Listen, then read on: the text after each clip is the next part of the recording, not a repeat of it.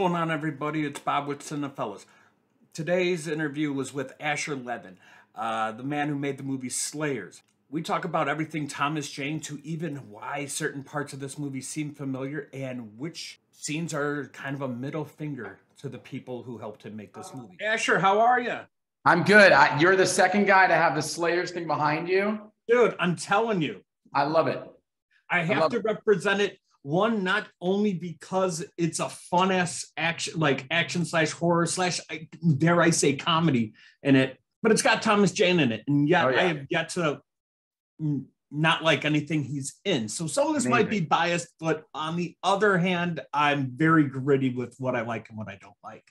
So Asher, thanks for taking this time.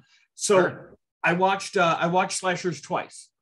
Just to make sure that I got everything done as a concept. Yeah, I tell people to watch it twice. I think as much as I want people to see this in a movie theater, I actually think this is one of those movies that might actually be better to watch at home because you can watch it a bunch of times. This would be good in the theater, but man, this has cult hit written all over it. Like this is a niche market.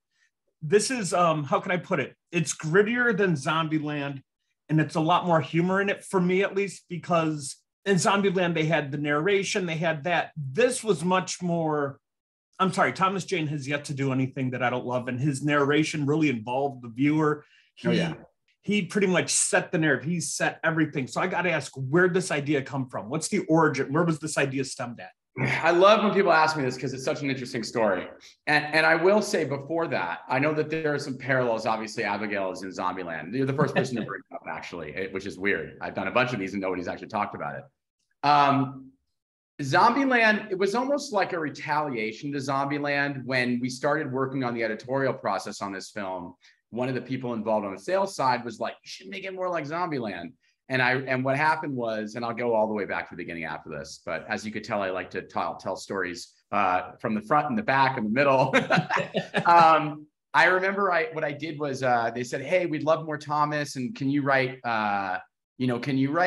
some voiceover that's kind of like Zombieland and open the movie, right? So I wrote this, what is there now, and the sales guy at the time calls me and he goes, hey, who do you think you are? Chuck Palahniuk? This isn't Fight Club. I asked for fucking Zombieland. And we stopped working together after that. And I wrote that. And because of that, because I came from a rock and roll background, it was like a big middle finger. I'm like, you want to see Fight Club as a vampire movie? I'll show you what that fucking looks like. Was that the itemized shit? That was like, yeah, well, yeah, 100%. That was the itemized shit. Absolutely. Like, so awesome. Yeah, yeah. That's so punk rock thing. Yeah. So, I think that sometimes when people throw me, I like to come up with solutions when problems arise, and that's the best way to me, art is all about finding solutions and creating a vision. When you're a sculptor, you have a mass and you keep chipping away at it, and then you make changes, and then at some point it becomes what it is. And same thing with the painting. People paint for, how are you painting for 8 months, and it's because like you see something and then you change it and then suddenly you're painting. There's so much stuff, even behind the paint, that has gotten you to where the painting is. And this movie is really that kind of film. The movie started, the evolution of it was that it first was going to be, and I like to talk about this because I think I'd like to do this at some point as maybe a prequel. Originally, this was inspired by the last years of Howard Hughes at the Desert Inn. There's all these weird conspiracies about what happened to him before he showed up dead. And there's illustration that was on the front of Time magazine, sort of pencil drawing that looked like a vampire. He already obviously had those long nails, which people talked about, and his face was all crazy and the long hair. And immediately I sort of formatted what became Rector off of Hughes. I was going to say, you're describing it right there to the facial. Right. And in fact, I showed our SFX makeup person that illustration too when we were creating the look of Rector. So it started as a sort of from dusk till dawn-y thing set in the late 60s in Las Vegas. Young couple and his friends come out, skips the wedding, comes out because he's going to do an article for the LA Times interviewing Howard Hughes, who no one has interviewed in forever. And of course, it's a trap. And then his kid's sister teams up with a former head of security who knows the truth. And all of the characters, aside from our leads, were all based on real people that were in Howard Hughes's crew. And so, which is awesome. Like a sequel to The Aviator, only just completely totally 100%. I wrote this thing in like, I don't even think The Aviator had come out yet. I wrote this 12 years ago, maybe 13 years ago. I wrote it on my first BlackBerry because I was so excited. I was so excited to have something I could write on. So I wrote it on my first BlackBerry. And then I put it down, and then I put it back up, and I wanted to update it, and then it became a blogger. And this was sort of like 2012, maybe 2013. And the Rector character became sort of like a media mogul kind of Howard Hughes figure. And it was that at that point, it was Rector and his wife, and that sort of started there. And I had written it and had shared it with a buddy of mine, Zach Imbrogno, my writing partner on this film. And he had just done a horror film. And then we started working on a slasher movie that we're still trying to get made. And he's like, I have some ideas for this. And then I ended up starting this big digital company with young influencers, which is why I know so much about that world, and why I hate it so much. And I finally left my company and was working and then I had this deal at Snapchat, which is where I learned how to do all the visuals that are in this movie. All the visuals that you see, the graphic overlays and everything, really were informed by all this stuff I learned, the visuality of Snap. Because it's a very own kind of specific brand of keeping you addicted at all times. And since the movie's about sort of vampiric elements of media and the addiction to media, I wanted it to feel addictive when you're watching it. So long story short, we Snap stuff, pandemic hit and they were no longer making shows. And I went to my buddy and I said, hey, why don't we do this movie? But I have a new slant on it. I want to do it with influencers. And he had helped me with those shows. So he had met some of them. And so I said, it's, Logan Paul and his ex, Alyssa Violet and then we can make the sister a gamer, and then we can make them have a sleazy manager, because I had met all these sleazy managers, obviously the first person to get killed. No, it has to be. No, of course.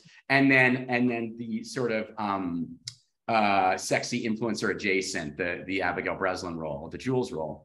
Now, all these characters, aside from the manager and the Flynn role, all three of those were actually in Bram Stoker's Dracula, the same names: Jack, Elizabeth, and Jules. Those are all characters in Dracula. I feel like a moron that I didn't catch that. Right. No worries. And Harry, who is also a character in Dracula, used to be Jules's boyfriend, who was a part of the crew. And then we ended up just losing that character. And then I turned Harry into definitely not a boyfriend.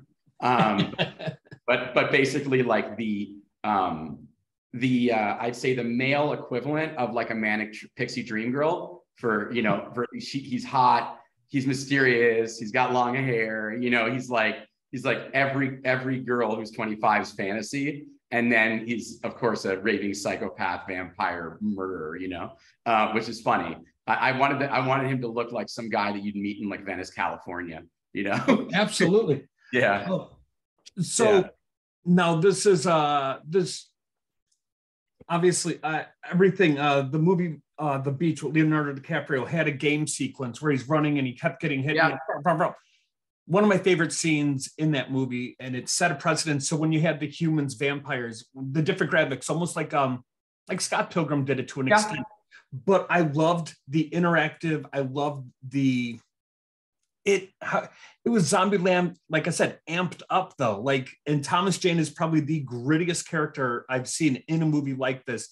How great is it? This is your second time working with him, correct? It'll be I'm on location right now on a new movie that will be announced soon, and that'll be my third time directing him and my fourth time in doing a movie with him. I produced one that's coming out I think later this year called Bad Hombres, which is a lot of fun that he's in, that I produced.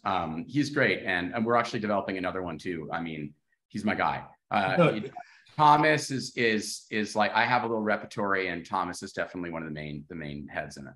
Dude, he's the Punisher. I'm sorry, I know Netflix has their own thing. No, Thomas Jane's my Punisher. Will always be. Just To me, I think he's probably one of the most underrated actors of the last 30 years. And I'm excited to be able to work with him and have him do a lot of fun stuff with me. And I'm super blessed that we met and that we work together.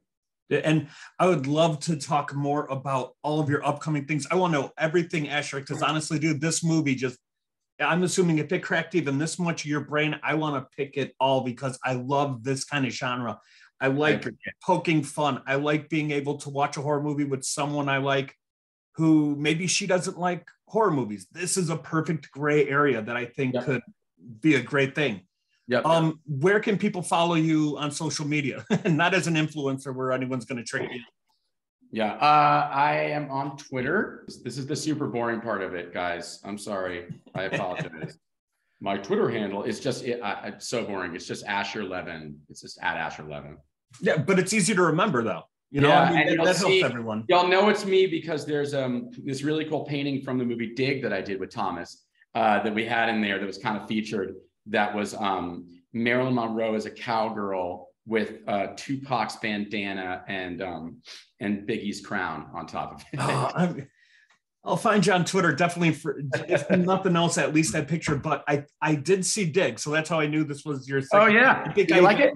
It's pretty cool. Yeah. I like any kind of Western gritty. That's my jam. I think I even watched him in Murder at Yellowstone.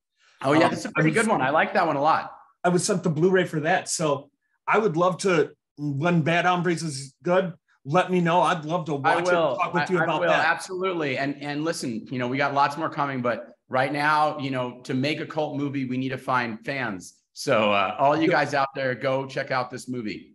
I will be pushing this thing like crazy. Believe me. I love it. Thanks, kind of hoping for the Blu-ray release. It'll go right up on my wall along with all the other fun ones. I appreciate it. I'll talk to you soon, brother. Well, Asher, have a good day and good luck with this movie. Have a good one. Well, there you go. So I hope you enjoyed it. The guy was awesome. The movie Slayers will be coming out October 21st.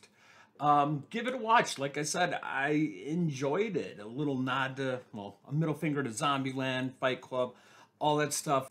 All in all, Slayers, 2 thumbs up. But all in all, until next time, peace.